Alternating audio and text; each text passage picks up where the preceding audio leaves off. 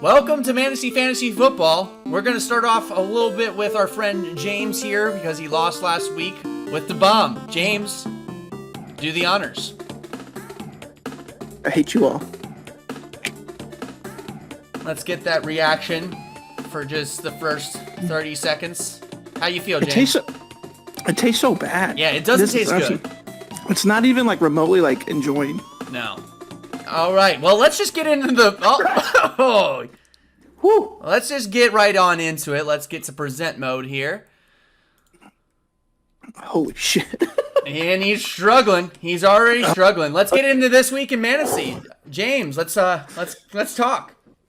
This week in fantasy, or Mantasy Fantasy, the fantasy world lost a beloved analyst, Michael Tagliere, from COVID.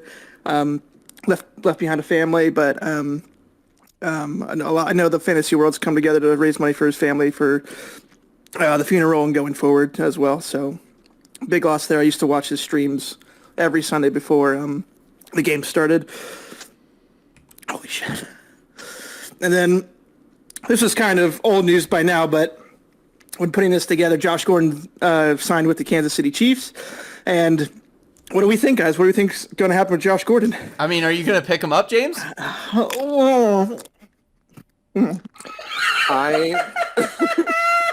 that a yes? Or is that a no? No, I'm not going to pick him up. Okay. Justin, what about you? I am probably not going to pick Josh Gordon up. All right. Do you think anybody I will? don't have any room on my bench. I think Adam Lawson probably will. I think he might do a Marlon Mack on us. He Anywho, really likes to make those moves. we're going to go back in time to 2011. So who were some of the top passers in week 4 of 2011? Aaron Rodgers went off for 400 yards. Steve Smith had 181 yards. Arian Foster, who is Ryan Terrain from Washington, 135 yards. And then Justin, Matt Forte, one of your favorites. I mean, maybe my favorite Bear, though, of all time is not Matt Forte as a running Jordan back. Howard. It's definite. No, not even Jordan Howard. Really? Cedric Benson, prior to the Bengals. Okay. Ced Benson, R.I.P. R.I.P. And then we looked a little bit into the Mantasy history, and we found the lowest scoring teams of all time in a given week. And here are the lowest scoring weeks. So if you feel like you're having a bad week, just remind yourself. Some people scored 39 points. Yes, this was pre-PPR and pre the decimal scoring. So Billy the Jeans, Tyler Tackett, Chain Gang Battalion. I think that's Chris again. And then James with 43. James, how you feeling, by the way? I'm in pain. It hurts. I like it. Hurts it. The back That of was the a throat beautiful right here. tribute you did at the beginning. You held it together nicely. It looked like you were crying as you were saying it. All I right. think I'm trying right now. Speaking of trying, let's talk about a player at the beginning of the season that you thought, man, they're going to crush it. And you might not own them, but you just surprised the fact that they're not performing to the level that they were being drafted at. Who would you guys say yours is? Allen Robinson is up there for me. I think that the whole Bears offense is kind of an anomaly right now, and I just don't know what to think of them.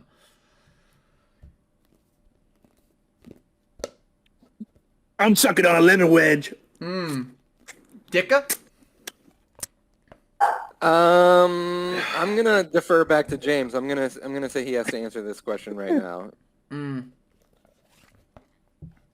I think we all can agree Cooper Kupp was the player that we were wrong about. That is true. Cooper is getting targeted like crazy. He's the number 1 receiver in the league. He's got most points. Everyone thought Bobby Trees was still going to be number 1, but Matthew Stafford was like, nah. Not on my watch. Oh, my God, bro. This shit is crazy. Dicka, let's get into the predictions, baby. All right, so the first game we've got is myself, of course, against Dave Bailey, and Dave Bailey off to a rough start, already 1-2. He's got Russell Wilson, Nick Chubb, Stephon Diggs this week. Antonio Brown playing at 8:20, coming off of COVID in a primetime game Sunday night, but I think that I get the job done and take it 132.6, 115.8, and that's exactly what it's going to be. For the second game, we've got Team Iceland versus Steve Freefall Scott Webb at the moment. It seems like his team is going in the complete wrong direction right now. The defending champ not off to a good start. His entire team seems to be hurt at the moment, and I don't know what the matchups are in this one, but it's probably going to be BJ with the big victory. In the third game, we've got Adam Lawson versus local fat kid Dave Pemberton himself. And David is off to a 3-0 start on the year. This is, without a doubt, got to be one of his best starts, maybe in over a decade. Hasn't won the Mantasy Fantasy Championship since 2008. But I think he keeps on rolling in this one. It's going to be a little bit of a cruise to a victory. Adam Lawson's team is struggling right now. And local fat kid Dave Pemberton, whoever he's got on his team, they're going to do it. Got a kind of a question about Adam Lawson's team. In regards to depth, how many players on your bench need to be, like, I guess, starters or players that you could start to be considered a girthy team? I mean, I would say, like, if you've got, like, 4 players on your bench that could start for other teams. If they can just start for your team, that doesn't really say much, because if your entire starting lineup sucks, then what are you going to do? James? James is no longer with us. Sorry for letting everyone know. He is dead. Oh, like 3? Sure. All right, in the next one, apparently there's no score listed here. It is Adam Schefters versus Jeff Carr himself. Jeff Carr is slowly starting to turn things around here. What's he got? 1 victory or 2 victories? I don't even know, but he's got one victory. 2. So I'm going to have to make this prediction on the fly here. I'm going to say Jeff Carr gets it done, keeps on rolling, 2-2, and puts himself in the playoff mix. 115 to 108. Okay, there's the team. That's what I went with anyway, but 131 to 106. That's the prediction.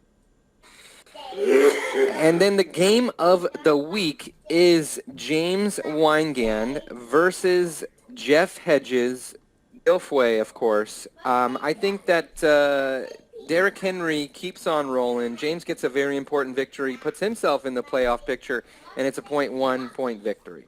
Yeah, and if we see here, we actually have the stats for the past 2 years, and it's kind of ironic. They're both 11 and 15. James has 5 less points, though, so I like the way you're thinking, Justin. All right, the free parking segment. Justin has 2 wins over James for that Mantasy Masters Jordy Nelson jersey or helmet. This week, we decided to pick defenses outside the top 10. So, Justin, you had the first pick this week. You picked the Chiefs defense. Why'd you pick the Chiefs defense? I picked the Chiefs because they need a turnaround victory here. I think they're going to get the rebound victory. They're struggling right now. They're in last place in their division. They're playing the Eagles, and the Eagles didn't look very good in the first half against the Cowboys on Monday, but they looked a lot better in the second half. I just think their offense isn't going to pull it together. I think a defensive touchdown is what saves the day for me for the Chiefs.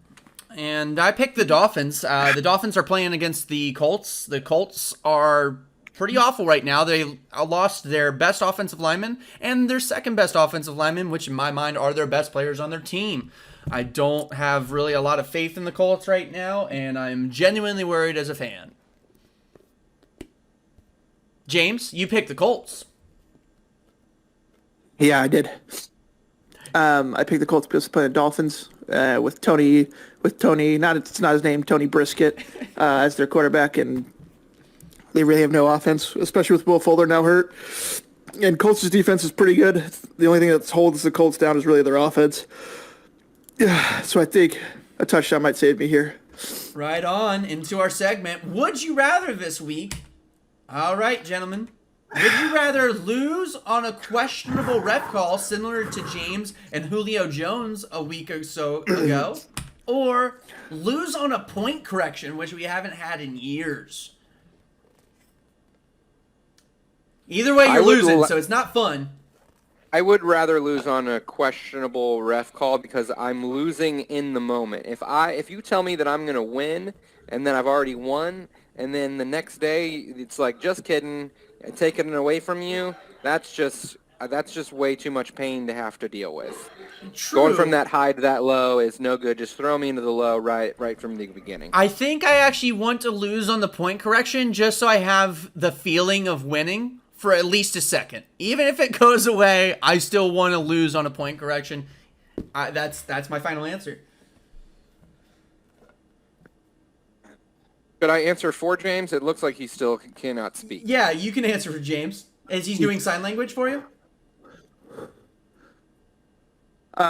Lose on the questionable call because, like Justin said, I would hate to have the feeling of a win and then have that taken away from me from point correction. All right, last and final segment of all this, your power rankings. Who do you guys think is the best in our league? I mean, at this point, I don't think we can debate it. It's my brother. What do you guys think? Hard to argue that. His team's been scoring north of 120 every week. And they just show up every week, and he's going to Pound Town on people. Justin, I know that you have a spite against my brother. What are your thoughts? As much as I hate to admit it, David is the best team right now, only because of his record. Yeah. But after this week, I may say I'm the best. You can't say you're the best. You can't do that. You can't self-acclaim. Say after this week.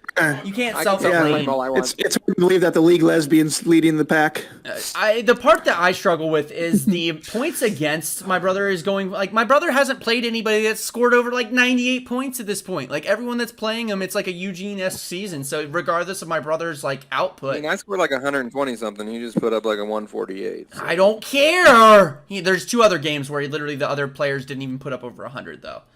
It's true. They didn't show up. Nope. So that's all we have for you folks. Let's jump back to James to see that pretty old face before we hop on out of here. Looks like he's doing those like pregnancy breaths at the current moment. Well, right on. Until next time, gentlemen, and go Bengals.